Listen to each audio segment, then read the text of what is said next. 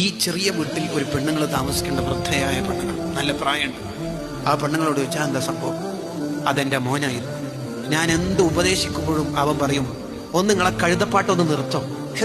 വരുമ്പം തന്നെ കോളേജിൽ നിന്ന് വരുമ്പം തന്നെ തുടങ്ങും, നിസ്കരിച്ചാ എവിടുന്ന നിസ്കരിച്ചത്, നീ ആരെപ്പര പോയത്, നീ ഒന്ന് ഉറന്ന നിസ്കരിച്ചത്, ഒന്ന് അനങ്ങാണ്ടിക്കോ. ബാക്കിയുള്ള വീട്ടിലെല്ലാം കുട്ടികൾക്ക് എന്തൊരു സ്വാതന്ത്ര്യം ഉണ്ട്, ഇവിടെ ഫുള്ള് ജയിലാന്നല്ല എന്നതാണല്ലോ പുതിയ കുട്ടികളുടെ ഡയലോഗ്. ഉപദേശിക്കുന്നത് ഇഷ്ടമല്ല ഇപ്പോഴത്തെ new generation. My life is my choice. എനിക്ക് ആരാണ് പെണ്ണ് വേണ്ടതെന്ന് ഞാൻ നോക്കിക്കോളാം. ദയവ് ചെയ്തിട്ട് ഉപ്പൊന്നും മിണ്ടാണ്ടിരുന്നാൽ മതി. നീ കാമുകന്റെ കൂടെ ഒളിച്ചോടി പോവുകയാണ്. അപ്പൊ ഉപ്പയും ഉമ്മയോ my life is my choice, എൻ്റെ ഇണയെ തിരഞ്ഞെടുക്കാൻ എനിക്ക് സ്വാതന്ത്ര്യമില്ല ഉസ്താദേ. അപ്പൊ ഉപ്പയും ഉമ്മയും അവരൊന്നും എനിക്ക് വേണ്ട. പക്ഷെ എടമോളെ കുറച്ച് നേരത്തെ നീ അത് പറഞ്ഞിരുന്നെങ്കിൽ.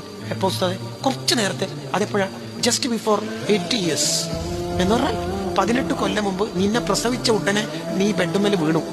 അന്നേരത്ത് നീ my life is my choice. ഉമ്മ പ്രസവിച്ചില്ലേ, ഇനി എന്നാ ഉമ്മ നോക്കണ്ട, അന്നേ പറയലല്ലേ. എന്താ ഇപ്പോഴൊരു ഡയലോഗ്? എന്താ അന്ന് പറയാതിരുന്നത്? ഇന്ന് നീ അമ്മിനിപ്പാലും കുടിച്ച് പല്ല് വളർന്ന് നാവ് നീണ്ടു, കയ്യും കാലൊക്കെ വലുതായി, ഇൻസ്റ്റയും റീൽസും സ്നാപ്പ് ചാറ്റിങ്ങും ഒറ്റക്ക് പറയാനും ഉപയോഗിക്കാനും പഠിച്ചു കഴിഞ്ഞ് ഇനി ഉപ്പാനും മോനും ആവശ്യമില്ലല്ലേ.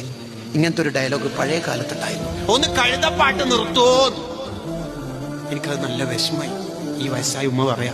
ഞാൻ പറഞ്ഞു, അന്തളി മാറും, നീയാണ് കഴുത. എൻ്റെ മോന് മരണപ്പെട്ടു. എല്ലാ വൈകുന്നേരവും ഖബറിന്റെ ഉള്ളിൽ നിന്ന് കഴുതന്റെ മുഖമായിട്ട് കഴുതന്റെ സൗണ്ട് പുറപ്പെടുവിച്ചിട്ട് താഴേക്ക് തന്നെ പൊക്കാണ് പരിപാടി. ഏത് തെറ്റും അള്ള ഒരുവിധം പുറത്തുതരും, അള്ള ക്ഷമിക്കും എന്ന് പറഞ്ഞാൽ ശിക്ഷ ആഖിറത്തിലേക്ക് വെക്കും. ഉപ്പാനും ഉമ്മാനും തൊട്ട് കളിച്ചാൽ ദുനിയാവ് തന്നെ കിട്ടും. ഹാക്കിം ഇമാമിന്റെ മുസ്തദറക്കിൽ ഉദ്ധരിക്കുന്നതാണ്.